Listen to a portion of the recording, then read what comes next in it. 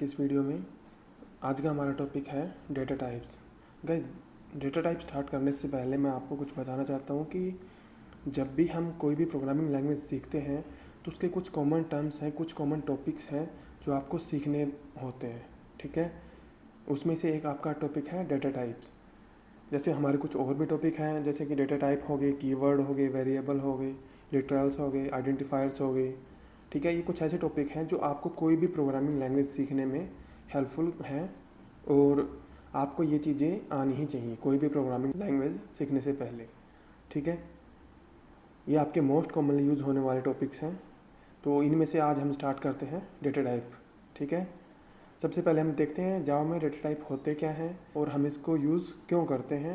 Guys, अगर आपको कोई प्रोग्रामिंग लैंग्वेज की नॉलेज है तो आपको इजीली पता होगा डेटा टाइप क्या होते हैं। अगर आपको कोई प्रीवियस लैंग्वेज का कोई नॉलेज नहीं है, कोई भी लैंग्वेज का नॉलेज नहीं है, तो हाँ, आज हम इसमें देखेंगे डेटा टाइप के बारे में। ठीक है गाइस, सबसे पहले हम देखते हैं डेटा टाइप होते क्या है। Data type is a type of data which is stored in variables. Means जैसे कि गाइस, जब घर में छोटा बच्चा होता है तो हम उसको सारी चीज़ें बताते हैं कि जैसे कोई खेलने की चीज़ है, ये खाने की चीज़ है, कपड़े पहनने की चीज़ होती है। ठीक है, या फिर हम मोबाइल के बारे में बताते हैं कि ये खेलने की चीज़ है, वीडियो देखने की चीज़ होती है, या फिर लैपटॉप के बारे में बताते हैं ये पढ़ने की चीज़ होती है, बुक्स के बारे में बताते हैं ये पढ़ने की चीज़ होती है। वैसे ही आपको अपने प्रोग्राम में बताना पड़ेगा कि ये डेटा जो आप वेरिएबल के अंदर स्टोर कर रहे हो वो किस टाइप का डेटा है। ठीक है, जैसे इस पहली लाइन में लिखा हुआ है कि int a is equal to 10, तो हम इसमें बता रहे हैं कि जो 10 जो है वैल्यू, ये आपकी इंटीजर टाइप की वैल्यू है। ठीक है, जैसे इसमें नेक्स्ट है double b is equal to 10.5। इसमें हम बता रहे हैं कि जो 10.5 जो हम बी के अंदर रख रहे हैं वो आपकी किस टाइप की वैल्यू है। ये आपकी डबल टाइप की वैल्यू है जो डेसिमल पॉइंट में आती है। ठीक है, नेक्स्ट इसमें जैसे मैंने लिखा हुआ है इसमें कि char a is equal to x, single quotes में मैंने एक्स लिखा हुआ है। इस एक्स का मतलब है कि जो हम ए के अंदर वैल्यू रख रहे हैं एक्स, वो आपकी कैरेक्टर टाइप की है। ठीक है, नेक्स्ट इसमें जैसे मैंने लिखा हुआ है string name is equal to double quotes के अंदर जावा लैंग्वेज। ठीक है, तो जब भी डबल कोट्स की बात करेंगे तब हम स्ट्रिंग की बात करेंगे।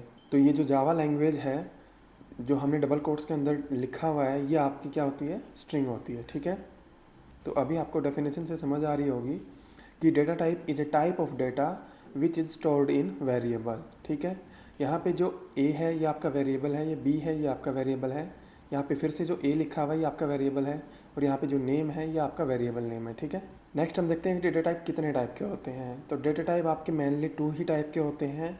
फर्स्ट आपका प्रिमिटिव डेटा टाइप, सेकंड आपका नॉन प्रिमिटिव डेटा टाइप। ठीक है, प्रिमिटिव डेटा टाइप वो डेटा टाइप होते हैं जिनका साइज़ पहले से फिक्स है।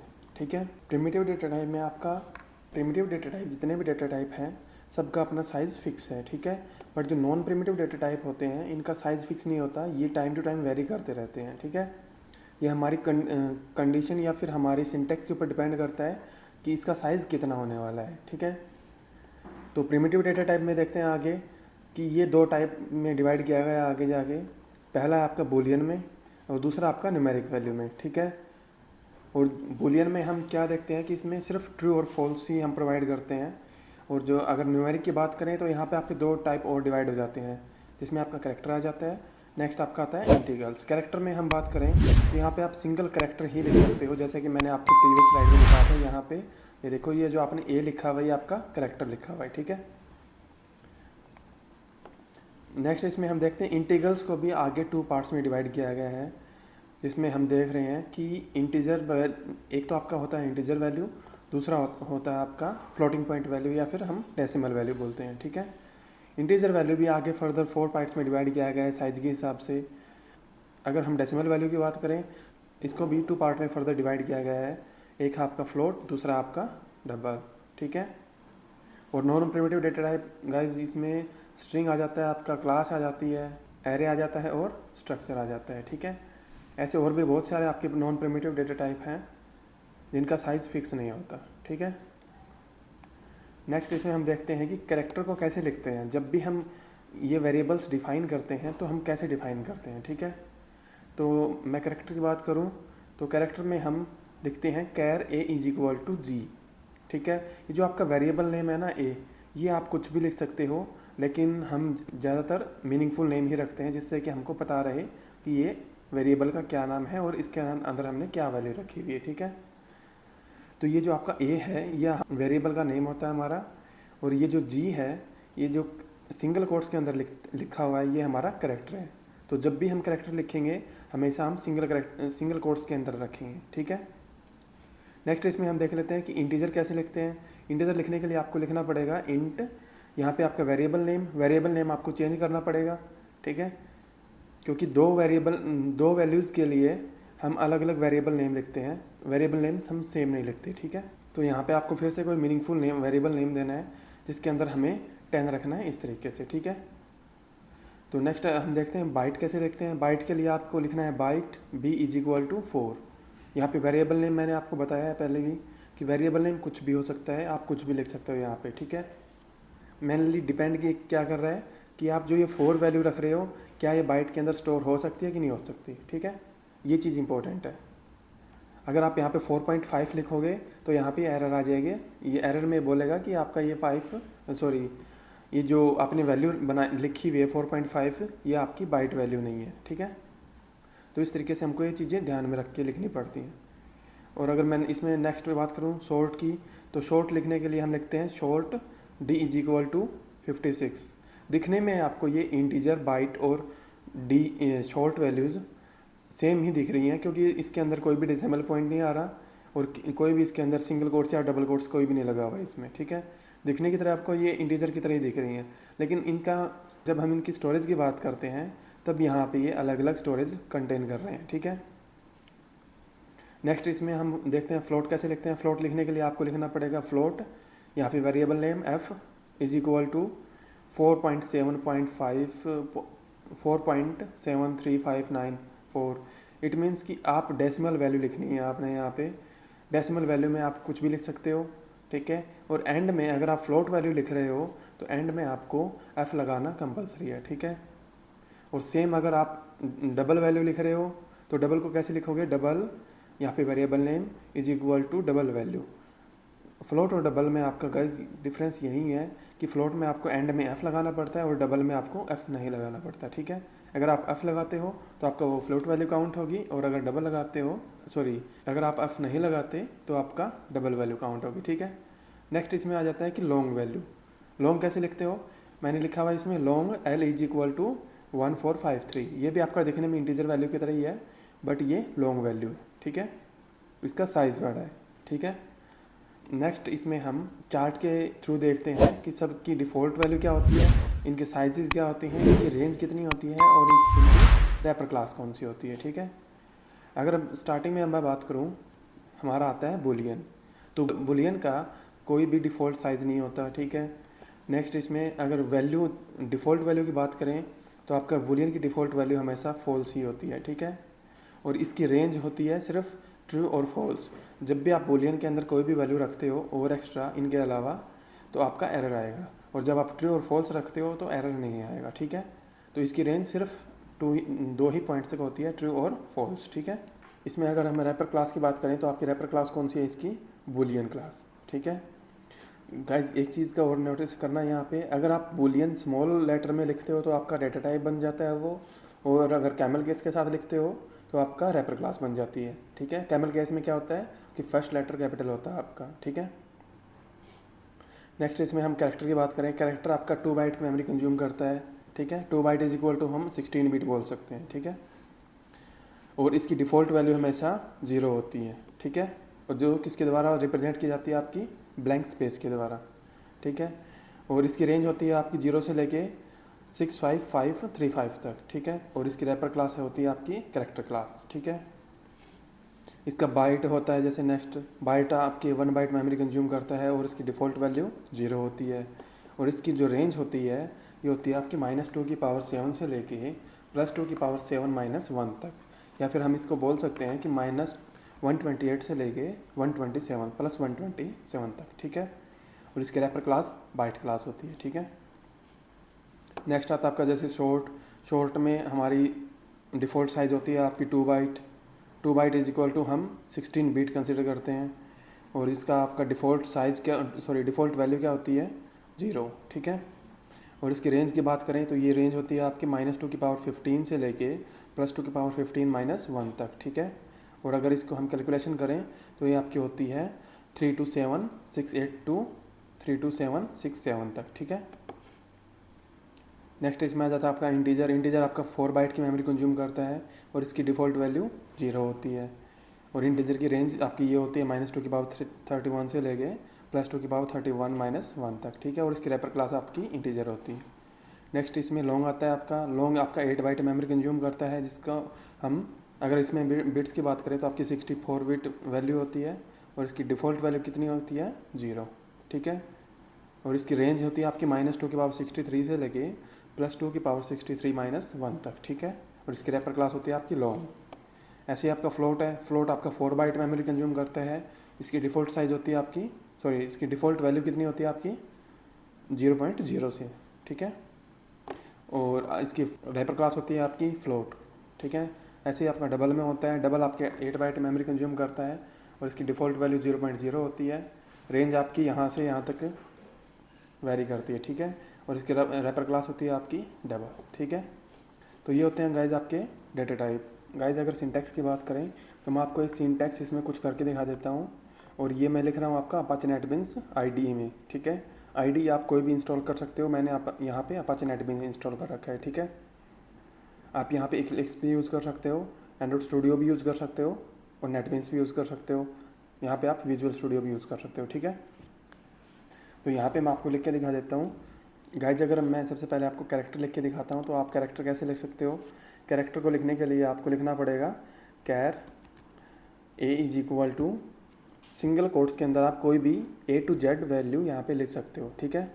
लेकिन ध्यान रहे आपने लिखना सिर्फ एक ही कैरेक्टर है, ठीक है। कैरेक्टर लिखने के बाद लाइन के एंड में आपको सेमीकोलन लगाना ज़रूरी है। आपको ये सेमीकोलन सभी लाइन के एंड में लगाना पड़ेगा जहाँ पे आपको लाइन एंड करनी है, ठीक है। तो आप कैरेक्टर लिखते हो इस तरीके से।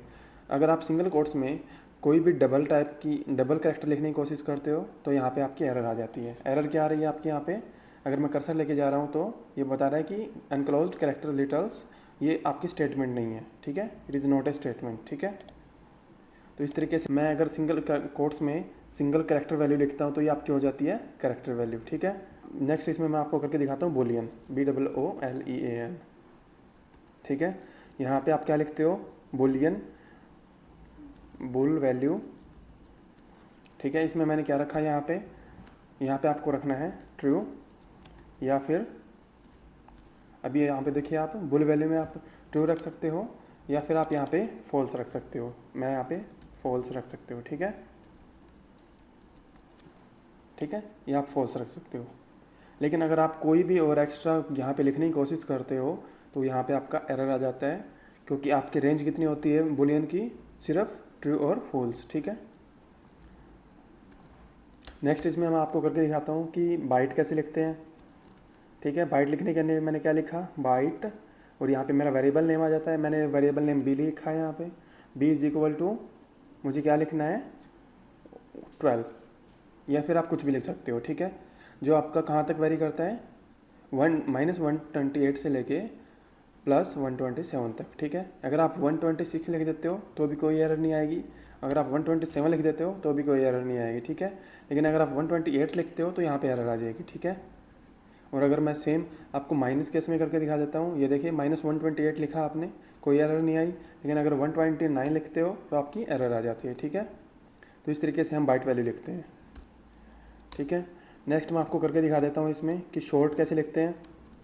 शॉर्ट लिखने के लिए मैंने लिखा शॉर्ट डेटा टाइप, और यहाँ पे मैंने लिखा वेरिएबल का नेम, जैसे मैंने यहाँ पे लिया C = आप शॉर्ट लिखने के लिए कोई भी इंटीजर वैल्यू रख सकते हो, ये, ठीक है। लाइन में मैंने लाइन को यहाँ पे सेमीकोलन के साथ एंड कर दिया, ठीक है। और यहाँ पे अगर आप देख पा रहे हो तो आपकी शॉर्ट वैल्यू कहाँ से कहाँ तक वेरी करती है, आपकी ये वेरी करती है -32,768 से लेके 32,767 तक, ठीक है।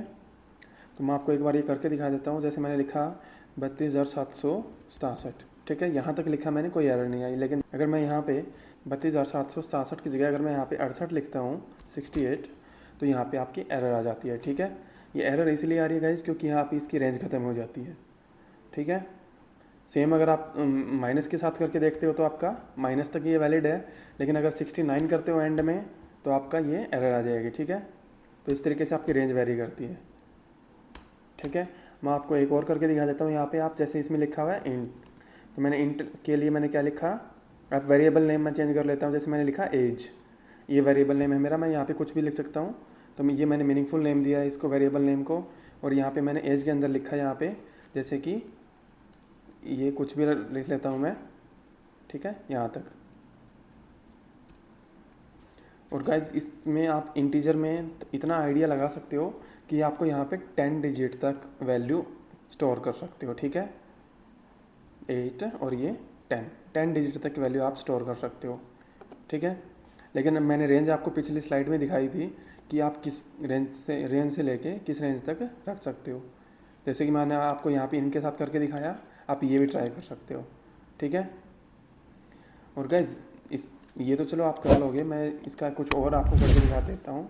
जैसे कि मैंने लिखा बुलियन, ठीक है, ये आपकी होती है डेटा टाइप। और अगर मैंने सेम बुलियन में बी कैपिटल लिख दिया तो ये आपकी हो जाती है रैपर क्लास, ठीक है।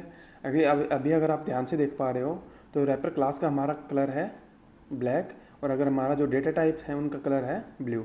तो जैसे आपका ब्लैक कलर होगा तो आपको पता लग जाएगा ऑटोमेटिकली कि आपकी रैपर क्लास है, ठीक है।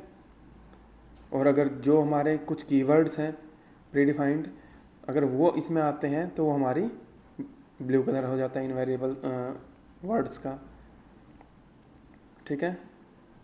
तो इस तरीके से इसकी रैपर क्लास भी होती हैं, ठीक है। और अगर मैं आपको एक छोटा सा एग्जांपल और लेके दिखा देता हूँ डिफ़ॉल्ट वैल्यूज़ का, डिफ़ॉल्ट वैल्यू, ठीक है। जैसे मैं इनको यहाँ से हटा देता हूँ और मैं यहाँ पे आपको प्रिंट करके दिखा देता हूँ system system.out.println, ठीक है, NTLN, ठीक है। जिसमें मैंने यहाँ पे ए की वैल्यू प्रिंट करवाता हूँ तो क्या आता है आपका, मैं यहाँ पे इस प्रोग्राम को सेव करता हूँ, रन करता हूँ, तो आपका क्या आंसर आ रहा है, ए की वैल्यू में आपका आ रहा है W, ठीक है। जब भी आप इसको प्रिंट करोगे तो आपका W वैल्यू आएगी क्योंकि ए के अंदर हमने क्या रखा हुआ है W, ठीक है। अभी अगर ये देखिए मैं यहाँ पे कोई भी वेरिएबल इसके अंदर नहीं रखता और यहाँ पे मैं इसको यूज़ करता हूँ तो यहाँ पे एरर आ गई है। ये बता रहा है आपको कि variable a might not have been initialized. कहने का मतलब है कि आपने जो वेरिएबल ए यहाँ पे यूज़ करने की कोशिश कर रहे हो ये आपका इनिशियलाइज नहीं है, पहले इसके अंदर आप वैल्यू रखो, ठीक है। तो ये आपका एरर करता है, ठीक है।